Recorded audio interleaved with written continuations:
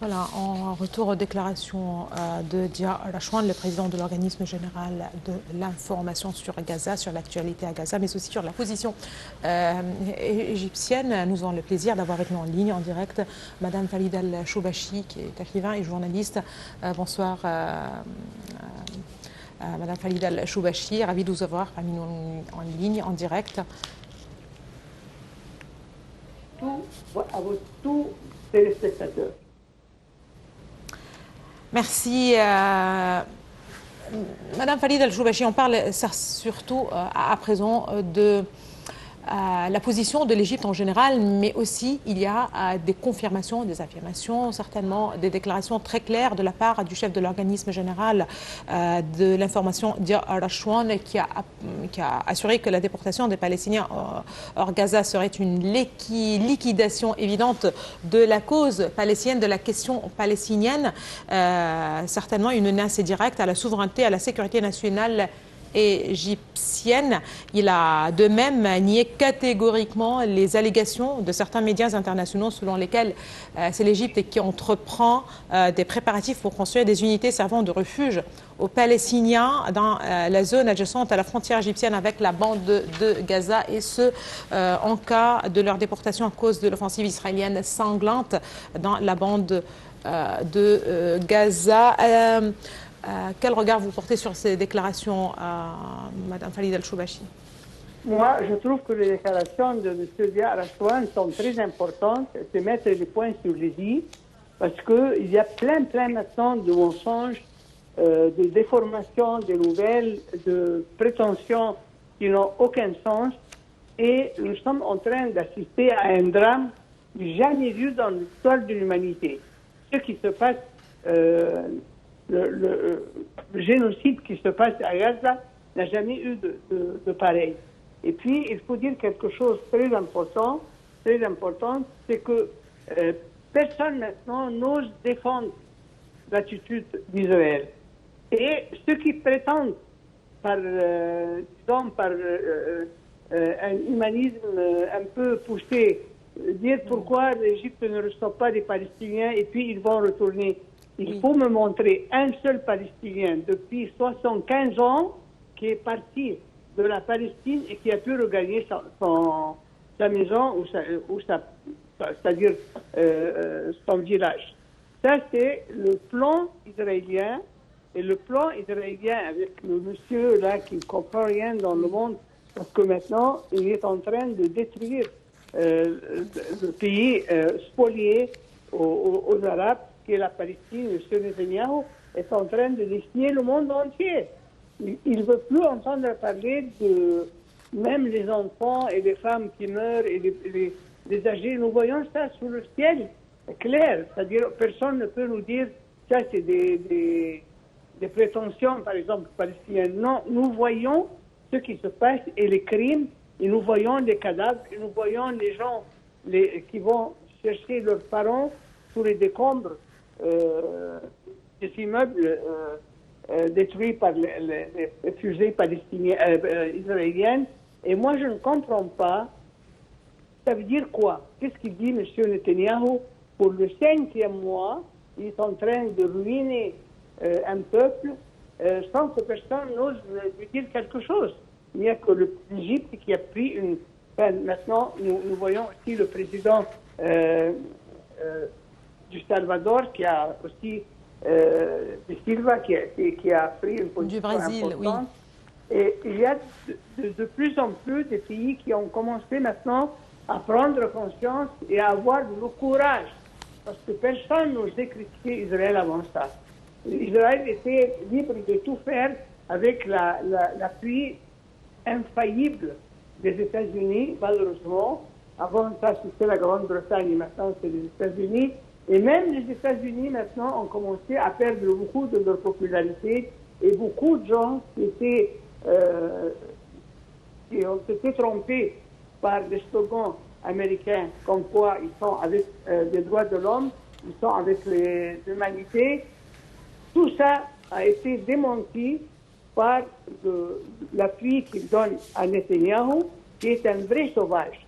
Il est en train de commettre un crime Je vous dis, je vous assure, moi je suis trop vieille et je n'ai jamais vu une aussi monstrueuse position d'un pays envers l'autre. Et en plus, il ne veut pas arrêter. Il dit que non, il ne va arrêter que quand il va remporter la victoire. La victoire contre qui? Contre qui? Contre un peuple désarmé, contre un peuple constitué d'enfants, de femmes, de bébés, de gens très âgés même, et très fatigués. Ils sont en train maintenant de ruiner. Et ça, ils ne peuvent pas me dire que eux qui prétendent être une très grande armée, une des plus importantes armées du monde, cette armée formidable-là n'arrive pas à vaincre la résistance de Hamas. Ça veut dire quoi ça? Ça veut dire quoi? Ça veut dire que ou bien ils se trompent, ou bien ils nous trompent. Il y a quelque chose qui ne va pas. Il nous trompe peut-être le monde. Puisque vous avez rappelé les propos de la voix éminente du Sud, le président brésilien Lula da Silva, est-ce que vous trouvez que ces propos font vraiment partie des commentaires les plus virulents jamais formulés sur le conflit israélo-palestinien? Lula da Silva a accusé aujourd'hui Israël de commettre un génocide. Donc encore une fois, on parle ouvertement de génocide des Palestiniens dans la bande de Gaza. Il a indiqué que ce qui se passe avec le peuple palestinien ne s'est produit à aucun autre moment de l'histoire que lorsque Hitler a décidé de tuer les Juifs. Oui, mais il n'est pas arrivé à faire ce que Netanyahou fait maintenant contre les Palestiniens. Oui. C'est beaucoup plus grave ce que Netanyahou fait. Évidemment que ce que Hitler a fait, c'est un crime atroce et d'une bassesse incroyable. Parce qu'on ne peut pas, on peut pas, liquider un peuple parce qu'il est d'une religion, je ne sais plus laquelle. Ça, la religion, c'est un rapport entre l'être humain et le bon Dieu, le Créateur. S'il y a quelqu'un qui prétend prendre la place du Créateur, alors là, c'est autre chose. Alors ça, c'est la folie vraiment sans précédent. Et moi, je vois que malheureusement, l'Occident, mais alors qu'il commence maintenant peut-être à prendre un peu conscience, l'Occident a beaucoup nui aux droits de l'homme, à notre peuple, le peuple arabe en général, et beaucoup d'autres peuples. Et là, maintenant, il faut qu'il y ait un nouveau... de nouvelles forces, c'est-à-dire de nouveaux pays qui constituent les piliers de la nouvelle génération, de la nouvelle étape, parce que avec les États-Unis, il n'y a eu que des ruines et que des malheurs et que des massacres. Nous voyons, ils ont décimé nos pays. On voit ce qui s'est passé en Irak, en Syrie, en Libye. Partout où ils vont, c'est l'horreur. C'est l'atrocité, c'est vraiment la destruction des pays. Alors là, maintenant, ils ont, pour une fois, ils ont été découverts et comment on dit, démasqués devant le monde entier. Et pour la première fois de ma vie, pour la première fois, je viens de voir des gens comme de Sylvia, comme aussi je crois la première ministre espagnole et un autre pays. Il y a des pays maintenant qui commencent à crier fort qu'ils n'acceptent pas l'horreur, l'atrocité, la sauvagerie, le génocide qui se passe à Gaza. Et ça, c'est très bien. Et il faut dire aussi, pour que les choses soient dans l'histoire soient marquées, celui qui a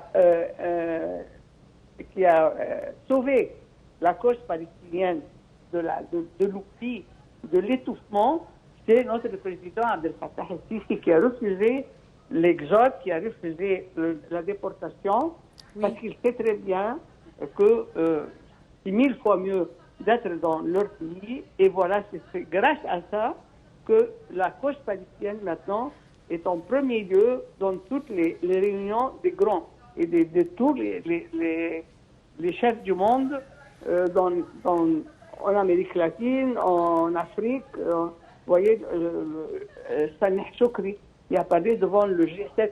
Vous voyez comment il a pu défendre, parce que c'est incroyable ce que prétendent les Israéliens. Ça, c'est les sionistes en plus. Ce n'est pas des juifs. Parce qu'il y a aussi des mercenaires qui ne sont pas juifs.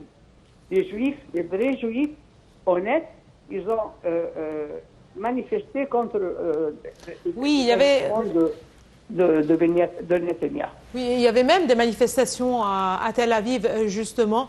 Merci beaucoup à vous, Madame Falid Al-Choubachi. Vous êtes écrivain et journaliste. Merci beaucoup de vos précisions. Et là, justement, pour enchaîner, il s'agit de la position de l'Égypte, certainement, qui reste ferme. Il faut rappeler que malgré les appels à la retenue, Israël poursuit son offensive dans le sud de la bande de Gaza, où au moins 13 personnes auraient été tuées lors de frappes aériennes dans la ville de Rafah.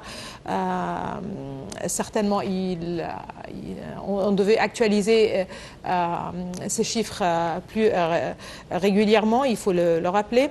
C'est l'Égypte qui a condamné les projets israéliens de mener une campagne militaire dans la ville de Rafah, dans le sud de la bande de Gaza. Les autorités égyptiennes ont martelé que de nombreuses offensives contre la ville seraient dévastatrices pour les 1,5 million de civils palestiniens qui se trouvent déjà à bord de la survie, Rafah étant au cœur de toute l'opération d'aide humanitaire.